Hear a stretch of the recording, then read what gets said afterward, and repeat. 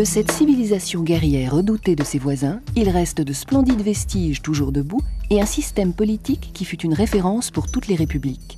Car on dit que la démocratie est née il y a 2500 ans sous le soleil de la Grèce antique, quand les Athéniens se rassemblaient en plein air pour débattre des affaires publiques. Curieuse démocratie pourtant, qui n'admettait dans les rangs de ses citoyens qu'un dixième de sa population.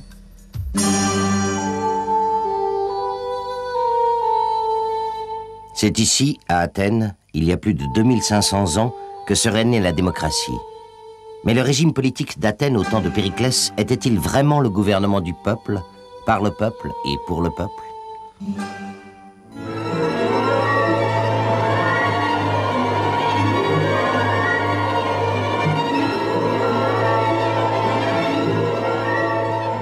L'Assemblée du peuple à Athènes sous l'Antiquité, c'est l'image même de la démocratie.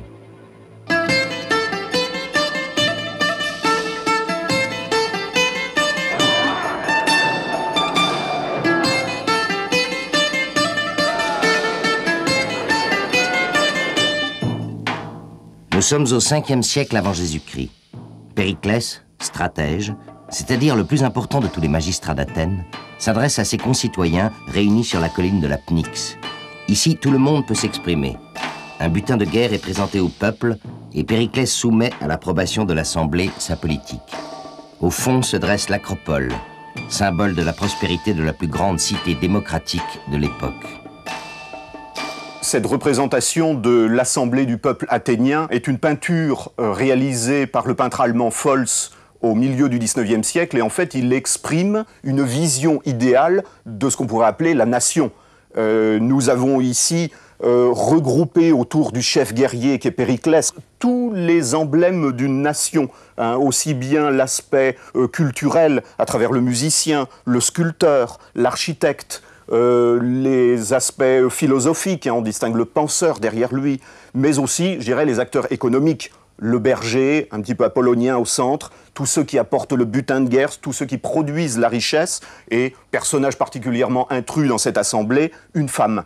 Donc, toute cette vision de l'assemblée athénienne n'est pas une vision réaliste, mais exprime avant tout l'idée d'une nation fondée sur la prospérité, le progrès, la richesse.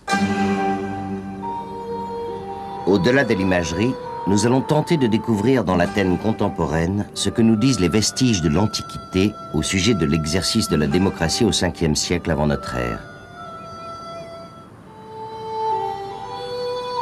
C'est ici, sur l'Acropole, que les premières instances politiques se réunirent pour décider de l'avenir de la cité. Le Parthénon, temple dédié à Athéna, déesse protectrice de la cité, n'existait pas encore. C'est Périclès, l'homme le plus emblématique de la démocratie athénienne, qui le fera construire.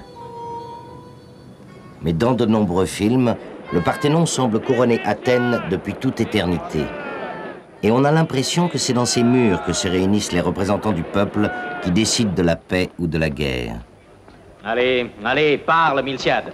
Toute Athènes aspire à entendre tes paroles. As-tu déjà trouvé le chemin qui nous mènera à la victoire? Dès que j'aurai rassemblé mes hommes, j'irai au-devant des Perses pour les affronter dans la plaine de Marathon. Si le Conseil approuve mon plan, qu'il ordonne à Philippides de partir sur le champ.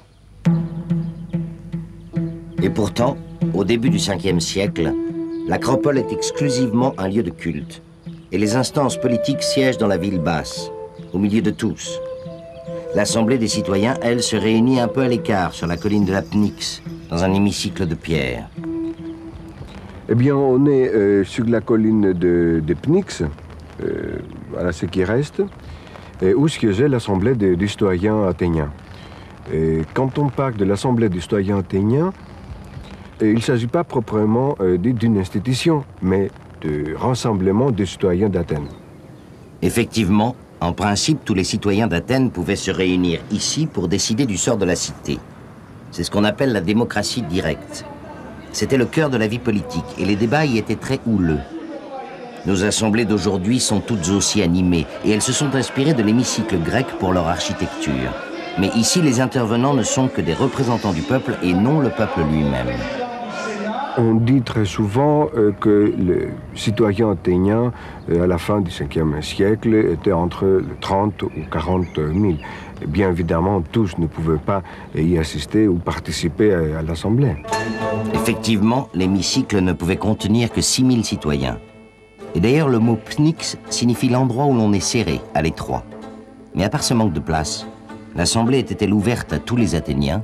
Si on estime qu'au milieu du 5e siècle, il y avait environ peut-être 35 000 à 40 000 citoyens, sur une population qui devait peut-être s'élever à 300 000 ou 400 000 personnes, on voit que les citoyens ne représentaient effectivement qu'une minorité. Certes, cette démocratie athénienne, c'est une invention formidable. Et d'ailleurs, encore aujourd'hui, évidemment, on s'en réclame. Il n'y a qu'à voir, ici, nous sommes donc à l'Assemblée nationale. Et ce qu'on voit, c'est l'école d'Athènes, donc une image qui illustre l'époque de cette démocratie athénienne. Mais il faut savoir qu'il y avait malgré tout des exclus à cette démocratie, et notamment les femmes. Les esclaves, autres grands exclus, pourtant très nombreux, étaient à peine considérés comme des hommes.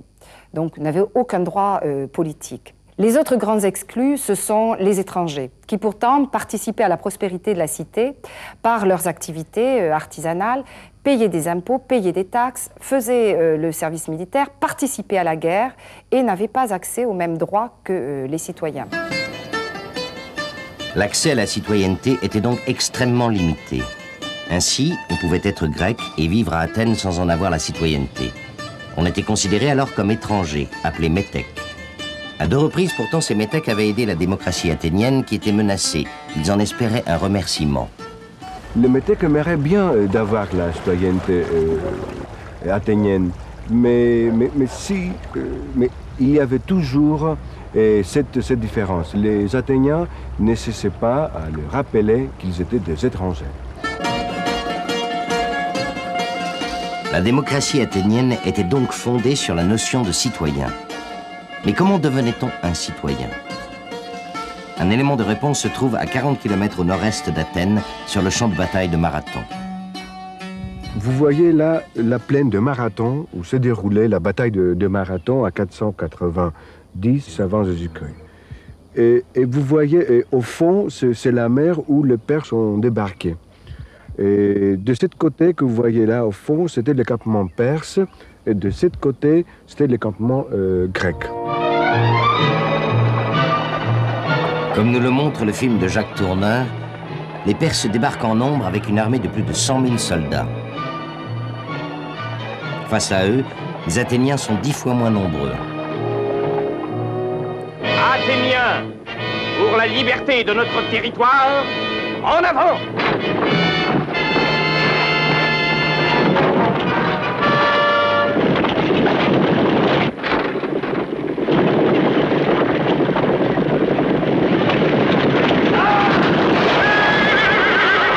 Grâce aux citoyens soldats d'Athènes, appelés hoplites, la bataille de Marathon est une victoire et elle devient le symbole même du combat patriotique.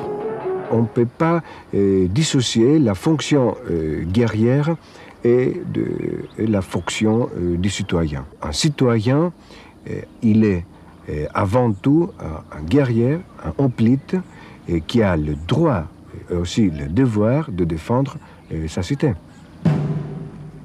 10 ans plus tard, le titre de guerrier est attribué au petit peuple des rameurs et marins du Pirée qui ont contribué à la victoire de la bataille navale de Salamine. Ainsi, ces marins peuvent s'élever dans la hiérarchie athénienne.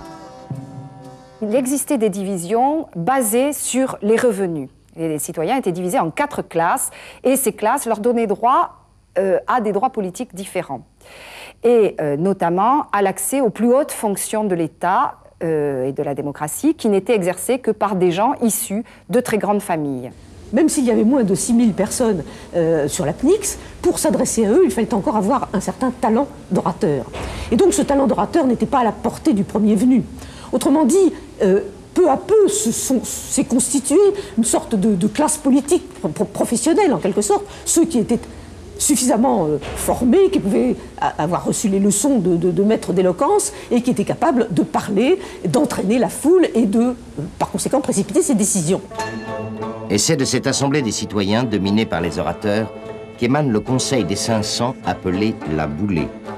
Ce conseil était chargé de veiller sur les finances publiques, les relations diplomatiques et de préparer les lois. La Boulée siégeait dans l'Agora. On est à l'Agora d'Athènes. C'était le centre civique, le centre politique de la ville, où siégeaient les institutions. C'était un quartier très animé, où se trouvaient les commerçants, les gens discutaient et parlaient entre eux. Voilà ce qui reste de l'ancien Boulée, c'est-à-dire du Conseil de 500. Tous les citoyens ne pouvaient pas y accéder. Il fallait avoir au moins 30 ans et il ne pouvait pas être Boulée plus de 2 fois dans sa vie. Les mandats, les pouvoirs sont courts, très courts, annuels, moins qu'annuels quelquefois.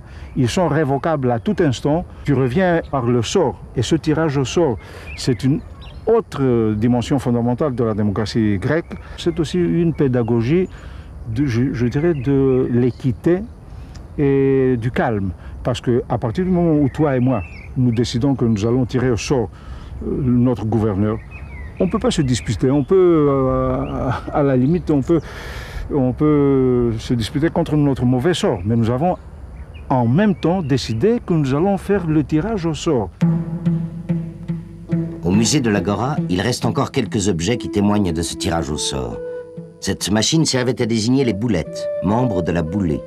Dans chaque encoche était posée la tablette portant leur nom, telle une carte d'identité, et une boule noire ou blanche les tirait au sort. Utilisés par les tribunaux, ces objets de bronze sont des bulletins de vote. Jeton percé, acquittement. Jeton plein, condamnation. La clepsydre, par un écoulement d'eau, limitait le temps de parole. Au 5e siècle, la démocratie athénienne était à son apogée. Son représentant le plus illustre, Périclès, instaure même un salaire versé à chaque citoyen qui se déplace pour siéger dans les différentes institutions démocratiques. Athènes, la puissante, s'enorgueillit même de nouveaux monuments, mais tout cela avait un prix. Les victoires remportées par les Athéniens au cours des 2 guerres médiques leur ont permis de pratiquement exercer sur tout le monde égéen, les îles, les côtes d'Asie mineure, un véritable contrôle, un véritable impérialisme. Les alliés, car théoriquement il s'agissait d'une alliance, devaient contribuer à la défense commune par le versement d'un tribut. C'est grâce à cela que la cité disposait d'un trésor important qui pouvait servir à la fois à payer les citoyens, mais aussi à leur donner, comme dit Périclès lui-même d'ailleurs, à leur donner des fêtes. Et les fonds des alliés ont été utilisés, par exemple, pour construire les monuments de l'Acropole. Malgré l'esclavage, malgré la ségrégation vis-à-vis des femmes et des étrangers, malgré l'impérialisme d'Athènes, son régime politique, au temps de Périclès, est resté une référence pour toutes les démocraties du monde occidental.